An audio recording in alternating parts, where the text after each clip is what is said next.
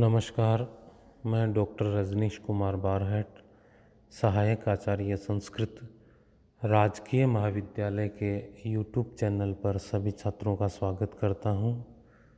संस्कृत साहित्य स्नातक प्रथम वर्ष में चलने वाले भारतीय संस्कृति के प्रमुख तत्व एवं विशेषताएं पाठ्यक्रम का जो अंश है उसका क्रमशः अध्यापन हम ऑडियो वीडियो ई व्याख्यान के माध्यम से करवा रहे हैं।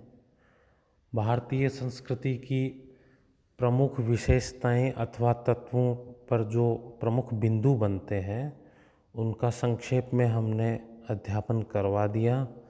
तदुपरांत हमने उन बिंदुओं में से कुछ बिंदुओं का विस्तार पूर्वक अध्यापन करवाया है जो कि टिप्पणियाँ एवं अन्य छोटे प्रश्नों में पूछे जाते हैं।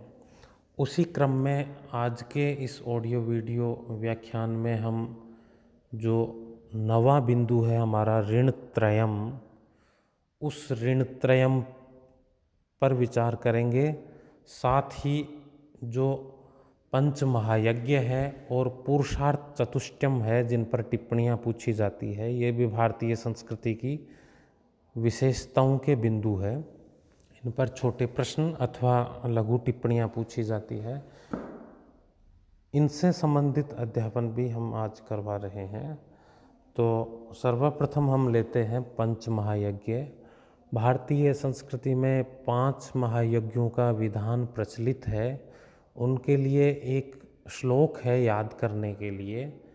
अध्यापनम ब्रह्मयज्ञ पितृयज्ञस्तु तर्पणम होमे देवो बलिर्भूतो नृयज्ञोतिथि पूजनम। ये 5 महायज्ञ कौन कौन से हैं? ब्रह्मयज्ञ, पितृयज्ञ, देवयज्ञ, भूतयज्ञ, ये 5 महायज्ञ हैं। और नृयज्ञ अर्थात ब्रह्मयज्ञ, पितृयज्ञ, देवयज्ञ, भूतयज्ञ और नृयज्ञ। इन 5 महायज्ञों का गृहस्थ धर्म के लिए विशेष जो प्रावधान है, प्रत्येक गृहस्थ को इन 5 महायज्ञों का अनुष्ठान अपने जीवन में पालन करना अनिवार्य होता है और इनकी संपूर्ति एक आदर्श गृहस्थ के लिए आवश्यक मानी गई है। अब ये किस प्रकार से इनकी संपूर्ति होती है, इसके विषय में भी इस श्लोक में स्पष्ट हो जाता है। अतः छात्र इस श्लोक को सुदृढ़ करके परीक्षा के लिए जो पंच महायज्ञों पे टिप्पणी पूछी जाती है उसको एक ही श्लोक के माध्यम से आप टिप्पणी को तैयार कर सकते हैं। श्लोक लिखने के उपरांत आप पहला यज्ञ लिखेंगे ब्रह्म यज्ञ। ब्रह्म यज्ञ में आप आगे वर्णन लिखेंगे कि गृहस्थ के लिए जो ब्रह्म यज्ञ है उसकी पूर्ति होना आवश्यक है और उसकी पूर्ति अपने जीवन काल में किसी न किसी रूप में अध्यापन करवाने से अर्थात किसी को पढ़ाने से ब्रह्म यज्ञ की पूर्ति होती है। तो प्रत्येक प्राणी का दायित्व है कि वो जीवन काल में किसी न किसी को किसी भी प्रकार से जैसे अपने सामर्थ्य अनुरूप अपनी प्रवीणता के अनुरूप अध्यापन का कार्य करवाए। दूसरा पितृयज्ञ है। पितृयज्ञ गृहस्थ धर्म के लिए आवश्यक माना है। पितृयज्ञ की संपूर्ति है वो तर्पण कार्यों से होती है। भारतीय संस्कृति के अनुसार हमारे ऊपर जो पितृलोक है, हमारे पूर्वज है, उनके ऋण रहते हैं। अतः हम तर्पण कार्य करके उनको तृप्त करके उनके ऋणों की पूर्ति करते हैं। तो जो पितृयज्ञ है उसकी संपूर्ति है वो तर्पण कार्य से होती है। तो प्रत्येक मनुष्य को अपने जीवन काल में नियमानुसार आवश्यक समय पर तर्पण कार्य करता रहना चाहिए। देवयज्ञ तीसरा यज्ञ है। देवताओं के लिए किए जाने वाले इस यज्ञ में मनुष्य का दायित्व है कि वो होम के द्वारा अर्थात प्रत्येक प्राणी होम यज्ञ का विधान करें और उस यज्ञ से देवयज्ञ की संपूर्ति करें।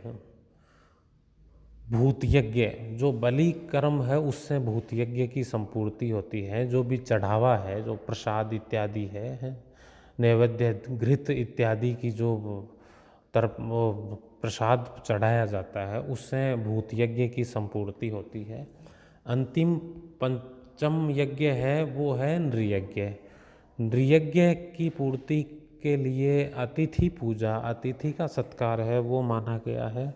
वैसे भी भारतीय संस्कृति में अतिथि देवो भवः की संस्कृति रही है, तो यहाँ अतिथि को देवता के तुल्य माना गया है और अतिथि का सत्कार हमारे बहुत से प्रसंगों में उल्लिखित है, जिनसे स्पष्ट होता है कि भारतीय संस्कृति में मेहमान और अतिथि की सेवा को प्राथमिक तौर पर स्वीकार किया गया है। इसी क्रम में गृहस्थ धर्म के लिए जो 5 महायज्ञ है उनमें नृयज्ञ की संपूर्ति है वो अतिथियों की पूजा के द्वारा संभव होती है। इस प्रकार जो 5 महायज्ञ है उनका छात्र इस श्लोक के साथ संक्षिप्त टिप्पणी में विवरण करेंगे। आगे जो हमारा बिंदु बनता है वह बिंदु है ऋण त्रयम।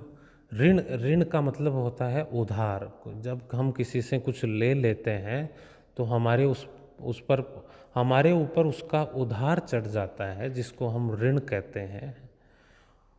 ऋण त्रयम यानी तीन ऋणों की जो अवधारणा है वो भी भारतीय संस्कृति की विशेषता रही है।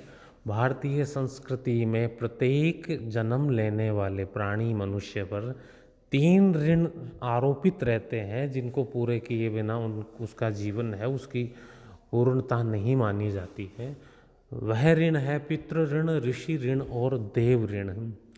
इनमें जो पितृ ऋण है वो हमारे ऊपर हमारे माता पिता का ऋण होता है। माता पिता ने हमें जन्म दिया है, अतः उनका हम पर ऋण है। उस ऋण को कैसे उतारा जाता है? वह संतान उत्पत्ति के द्वारा उतारा जाता है। अर्थात जैसे माता पिता ने हमें उत्पन्न करके सृष्टि प्रक्रिया को गति दी, तो हमारा भी दायित्व बनता है कि हम भी आगे आने वाली पीढ़ियों को गति दें। इस प्रकार जो पितृ ऋण है वो संतान पैदा करके उससे उऋण हुआ जाता है। तो प्रथम ऋण हुआ पितृ ऋण। दूसरा ऋण है ऋषि ऋण। ऋषियों का हमारे ऊपर ऋण है।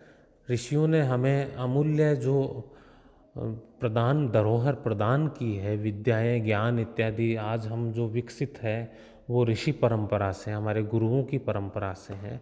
तो हमारे गुरुओं का हम पर ऋण है, तो हमारा भी यह दायित्व बनता है कि हम भी आने वाली पीढ़ियों को अध्यापन करवाकर हमारे ऋषि ऋण से उऋण हो।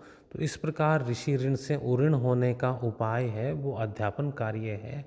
हमारा भी दायित्व बनता है कि हम भी आने वाली पीढ़ियों को पढ़ाएं, ताकि जैसे हमने ज्ञान प्राप्त किया वैसे आने वाली पीढ़ियां भी उस ज्ञान की निरंतरता को बनाए रख पाए। तो इस प्रकार ऋषि ऋण की संपूर्ति अध्यापन कार्य से होती है।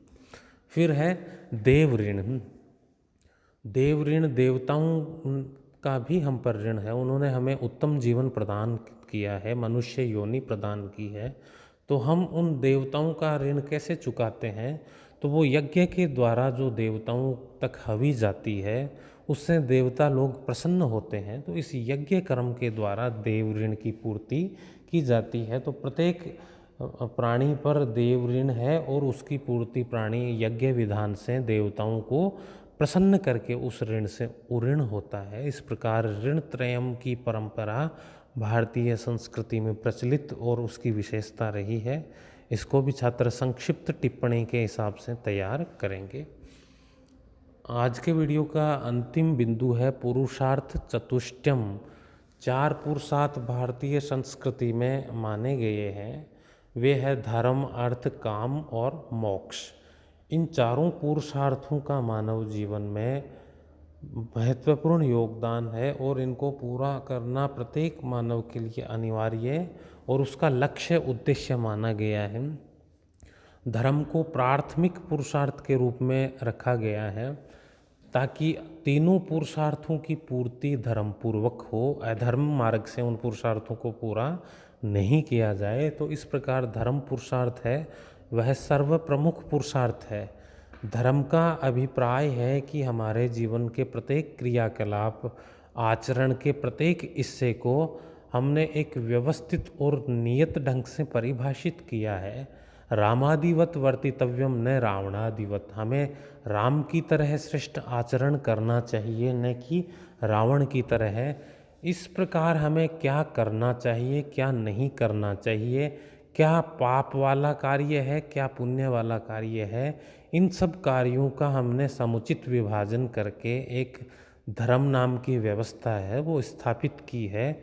और उस धर्म पुरुषार्थ का पालन प्रत्येक मनुष्य के लिए अनिवार्य माना गया है और शेष पुरुषार्थों को भी उसे धर्मपूर्वक पूरा करना चाहिए, ऐसा हमारे ऋषियों और विद्वानों का मत है। इस प्रकार प्रथम पुरुषार्थ है वो धर्म पुरुषार्थ है।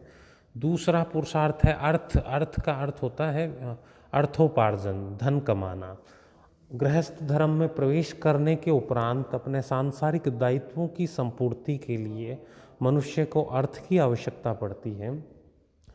इसलिए अर्थ भी एक पुरुषार्थ के रूप में पुरुष के लक्ष्य या उद्देश्य के रूप में स्थापित किया है। लेकिन जैसा कि पूर्वोक्त रूप में बताया गया है कि अर्थ पुरुषार्थ की प्राप्ति भी धर्म के मार्ग से होनी चाहिए, अधर्म वाले मार्ग से अर्थ की प्राप्ति न हो। तीसरा पुरुषार्थ है वह काम है। काम का सामान्य अर्थ कामनाएं हैं, तो कामनाओं की संपूर्ति भी मानव के लिए एक पुरुषार्थ मानी गई है। निर्धारित सीमा में रहते हुए किसी और का अहित न करते हुए जो भी कामनाएं हैं, जो भी धार्मिक कामनाएं हैं, जो नीति विरुद्ध नहीं है, धर्म विरुद्ध नहीं है, उन कामनाओं की संपूर्ति भी पुरुषार्थ माना गया है। साथ ही जो काम भाव है जिससे आने वाली संततियों और संसार को गति मिलती है, वो भी जैसे हमने ऋण माना, पितृ ऋण माना था, उस ऋण के हिसाब से उस काम पुरुषार्थ उसको भी काम पुरुषार्थ में सम्मिलित किया गया है। लेकिन वो भी नियम पूर्वक और धर्म पूर्वक होना चाहिए, ऐसी हमारी व्यवस्था रही है। अंतिम पुरुषार्थ मोक्ष है।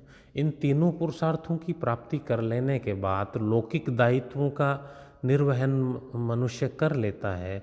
अब उसका लक्ष्य मोक्ष की तरफ अग्रसर होना होता है, यानी जन्म और बंध की प्रक्रिया से छूट जाने का जो मार्ग है, उस मोक्ष के उपाय की तरफ अब वो अग्रसर हो, ऐसा भारतीय संस्कृति में लक्ष्य रूप में पुरुषार्थ स्पष्ट किए गए हैं। यानी उसने सांसारिक दायित्वों का निर्वहन कर लिया, अब वो आध्यात्मिकता की तरफ उन्मुख होकर अपने मोक्ष पुरुषार्थ को प्राप्त करने के लिए अग्रसर हो। इस प्रकार चार पुरुषार्थों की जो धारणा भारतीय संस्कृति की विशिष्टता रही है, इसको भी छात्र है वो टिप्पणी के और छोटे प्रश्न के दृष्टिकोण से सुदृढ़ करें। धन्यवाद। जय हिंद, जय भारत।